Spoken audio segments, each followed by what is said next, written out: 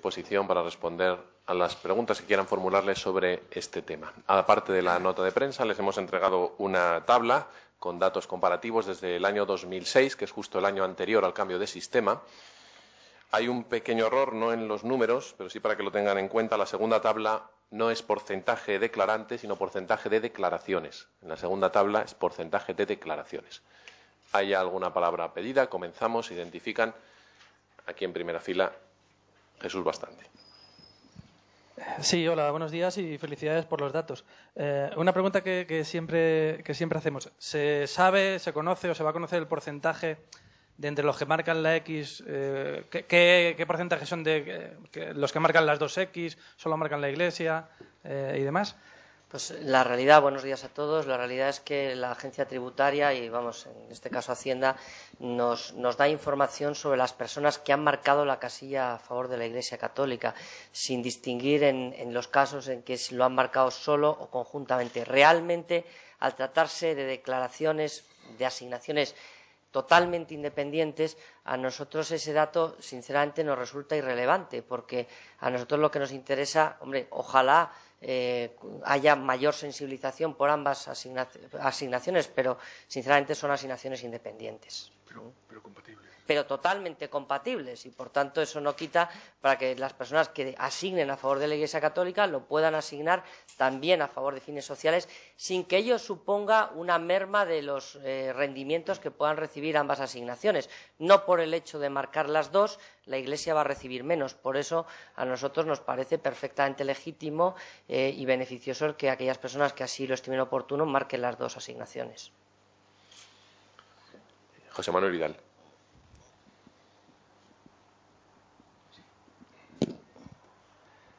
Sí, buenos días. Yo quería saber cómo explican ustedes el que la institución sea una de las menos valoradas en las encuestas de imagen social y de credibilidad social y, en cambio, a la hora de estos resultados siga creciendo. ¿Cuáles son las causas? ¿Por qué? ¿O las encuestas sociológicas no son fiables? ¿O esto refleja una cosa distinta o complementaria de lo que dicen esas encuestas? Pues para hacer juicio sobre la sociología, pues yo creo que no somos competentes ninguno de los que estamos en esta mesa, que significan las encuestas globales de ese tipo. Y lo que sí es cierto es que esto no es una encuesta ni una aproximación, sino son datos reales uno por uno. No es una aproximación o una proyección estadística, esto no es una estadística aproximativa, estos son datos contrastables y contrastados uno por uno que nos transmite la agencia tributaria. Y esto indica, como se acaba de decir, que si cada año aumentan notablemente el número de contribuyentes que desean con total libertad poner la X a favor de la Iglesia Católica, asignar a favor de la Iglesia Católica, es un dato muy positivo. Es una medición social muy fiable. Yo no juzgo otras, pero esta es una medición muy fiable. Y que los expertos vean cómo se compaginan cosas aparentemente contradictorias. Posiblemente no lo sean, pero yo no puedo dar una respuesta técnica de la que carezco. Hay un tema también adicional, y es que este año es el primer año en muchos años en el cual el número de declaraciones presentadas en la agencia tributaria ha disminuido. Digo el número de declaraciones en general. En los últimos años la tasa de crecimiento de las declaraciones pues había sido entre 500 y 600.000 declaraciones más que se presentaban ante Hacienda. Esta es la primera vez, claramente derivado de la crisis de los últimos años, que disminuye el número total de declaraciones.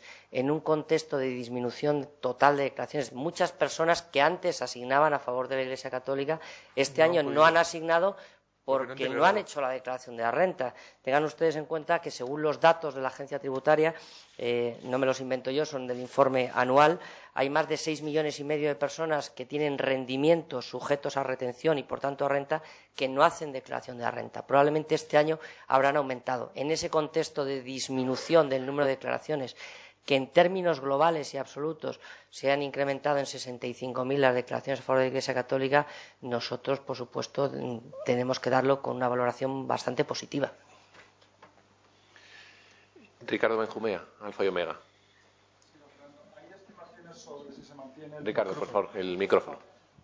¿Hay estimación sobre si se mantiene ese porcentaje de ingresos vía IRPF, vía colectas? Otras veces se ha cifrado en torno a un 20-25%.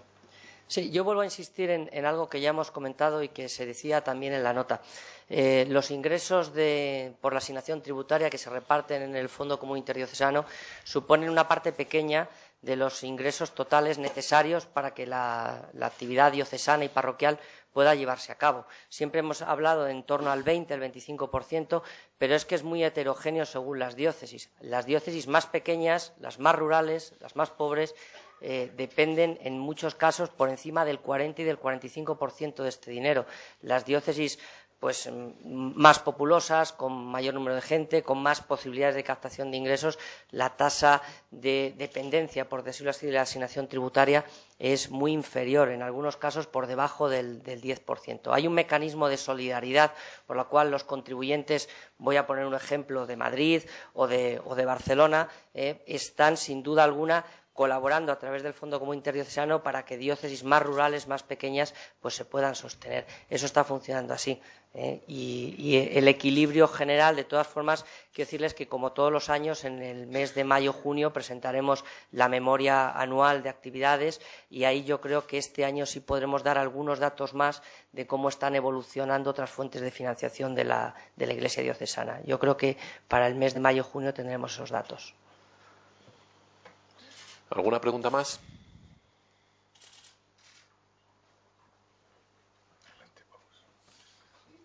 La última. Sí.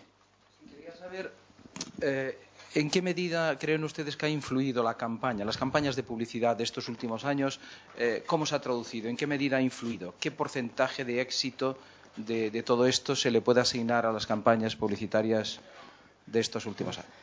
Mire, yo lo que creo es que nosotros necesitábamos, lo hemos dicho muchas veces, dar a conocer la vida de la Iglesia. La gente, cuando conoce realmente lo que la Iglesia hace en nuestra sociedad, con los niños, con los discapacitados, con los enfermos, en la educación, en la contribución de valores, en el medio rural, en los hospitales, en las cárceles, y acompañando espiritualmente a millones de personas. Cuando esa labor se da a conocer, evidentemente hay muchas personas que ni siquiera profesan la fe católica, pero que entienden la inmensa labor que la Iglesia realiza en la sociedad. Yo creo que las campañas, sin duda alguna, están dando a conocer esa labor y, por tanto, pues pensamos que están teniendo un peso importante a la hora de que las personas consideren la labor de marcar la casilla.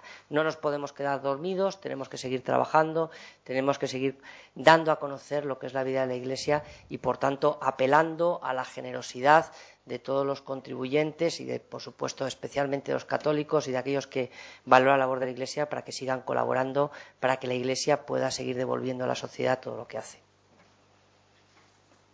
Muy bien, muchísimas gracias. Aprovecho para recordarles que mañana a las 11 tenemos rueda de prensa conjunta, será en la sede de Cáritas Española. Muy buenos días.